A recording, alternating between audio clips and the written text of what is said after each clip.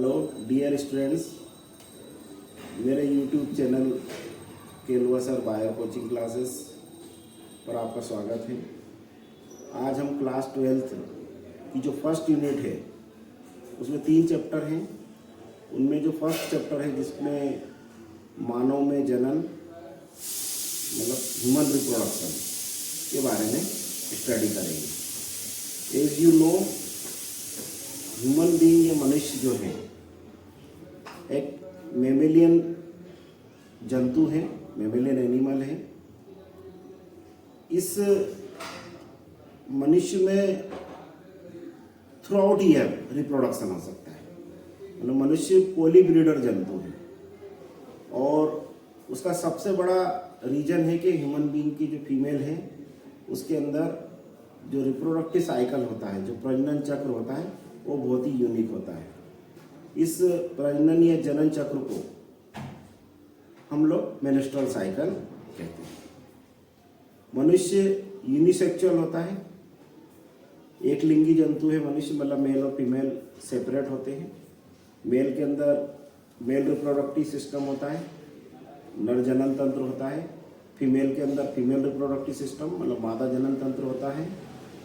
और डायसियस है मतलब यूनिसेक्सुअल है, प्लस पॉलीब्रीडर एनिमल है और थ्रू आउट ईयर हमारे अंदर रिप्रोडक्शन हो सकता है।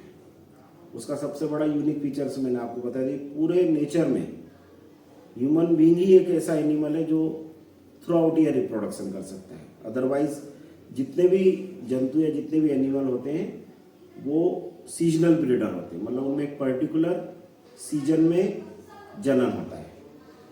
और उसका सबसे बड़ा कारण है हमारे अंदर यूनिक रिप्रोडक्टिव साइकिल फीमेल का। इसके अलावा जो मनुष्य के अंदर क्लियर कट सेक्सुअल डायमॉर्फिज्म मतलब लैंगिक द्विरूपता पाई जाती है। सबसे पहले हम लोग ह्यूमन बीइंग की रिप्रोडक्शन की फिजियोलॉजी के जो साइलेंट फीचर्स हैं उनके बारे में मैं आपको बता देता हूँ।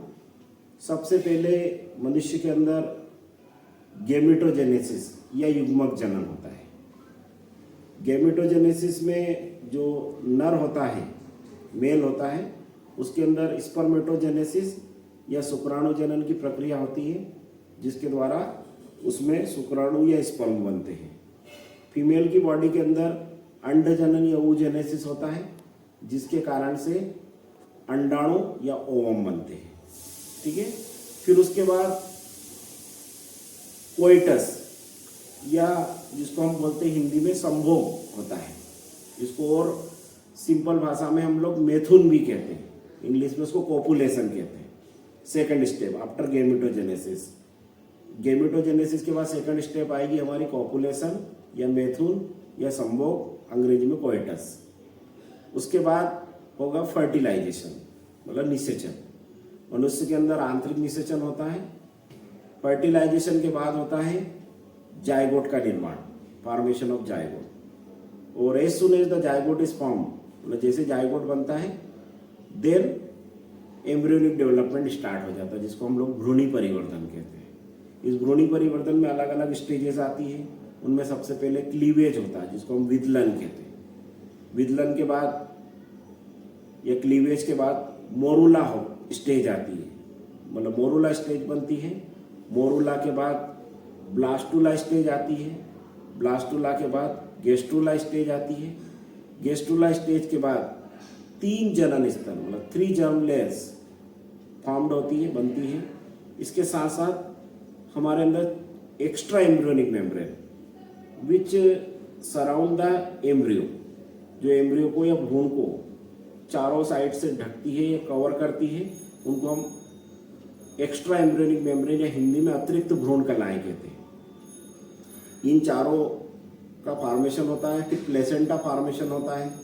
प्लेसेंटा फॉर्मेशन के बाद जब कंप्लीट एम्ब्रियो डेवलपमेंट हो जाता है तो फीटस बनता है। फीटस मतलब ए फुली मैच्योर्ड चाइल्ड। और फीटस जब यह फुली मैच्योर्ड चाइल्ड या पूर्ण विकसित बच्चा बन जाता है देन उसका फिर पार्चुरेशन या शिशु जन्म होता है। तो ये बेसिक स्टेप हमारे रिप्रोडक्शन की फिजियोलॉजी में होती है। एक बार वंश में रिपीट कर रहा हूँ सारी। सबसे पहले होता है गैमेटोजेनेसिस या हिंदी में युग्मक जनन। उसमें 2 स्टेप होती है। मेल के अंदर शुक्राणु जनन या स्पर्मेटोजेनेसिस होता है, मादा में अंड जनन या ooजेनेसिस होती है। फिर उसके बाद होता है कॉपुलेशन या मैथुन या कोइटस या संभोग। उसके बाद होता है निषेचन फर्टिलाइजेशन। फिर उसके बाद होता है भ्रूणी परिवर्तन या एम्ब्रियोनिक डेवलपमेंट। और एम्ब्रियोनिक डेवलपमेंट में सबसे पहले क्लीवेज होता है, फिर मोरूला स्टेज आती है, फिर ब्लास्टुला स्टेज आती है, फिर गेस्टुला स्टेज आती है, फिर 3 जर्म लेयर या 3 जनन स्तर बनते हैं, ectoderm, mesoderm, endoderm. Placenta formation होता है, एक्स्ट्रा एम्ब्रियोनिक मेम्ब्रेन का निर्माण होता है, और इन दी एंड जो बच्चा जब पूर्ण विकसित हो जाता है 9 मंथ 10 डेज में, उसके बाद उस बच्चे का प्रसव होता है, जिसको हम अंग्रेजी में पार्चुरेशन कहते हैं, हिंदी में प्रसव कहते हैं। और अपने सामान्य इंग्लिश की जो इंग्लिश की वोकेबुलरी है उसमें हम लोग उसको चाइल्ड बर्थ कहते हैं।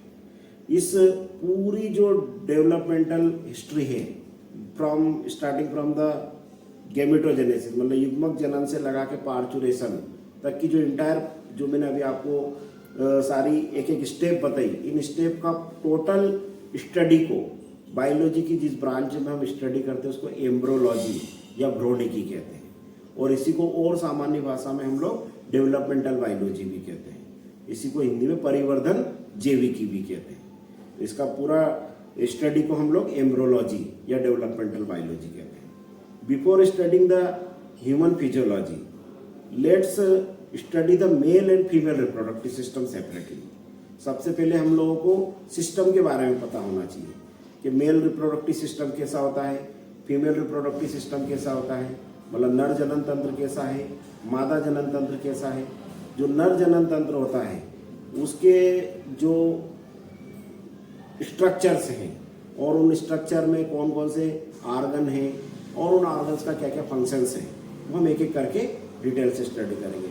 सबसे पहले मैं आप लोगों को एक डायग्राम के द्वारा पूरा मेल रिप्रोडक्टिव सिस्टम जो होता है उसकी क्या स्ट्रक्चर, उसे कौन कौन से आर्गन्स हैं, वो मैंने आपको समझा रहा हूँ बोर्ड पे।